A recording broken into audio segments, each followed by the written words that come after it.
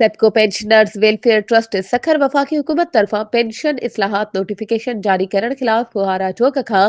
अब्दुल हकीम मंगी नजीर अहमद चनो गुलजार अहमद शेख आफ्ताब अहमद फुलपोटो आजम खान जाहिद शाह मेजी अखबाड़ीअ में रैली कढी सखर प्रेस क्लब ॿाहिरां धरणो हणी एहतजाजी मुज़ाहिरो कयो।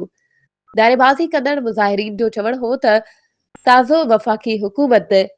लीव इनकेशमेंट ऐं पेंशन इस्लाहात जे नाले ते नोटिफिकेशन जारी करे पेंशनर्स खे बेसलाइन कयो आहे।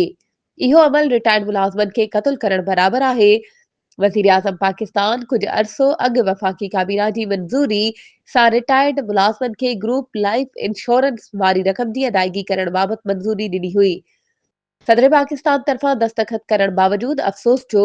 पेंशनर्स के ग्रुप लाइफ इंश्योरेंस की अदायगी न करे रिटायर्ड मुलाज़मन के ज़हर जा ढुक भरण ते मजबूर कयो वियो आहे।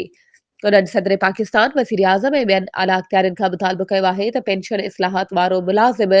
दुश्मन नोटिफिकेशन फौरी तौर वापसि वठी पी एन पेंशन जी सिफारिश मुताबिक मेडिकल अलाउंस में 200% इजाफो कयो वञे।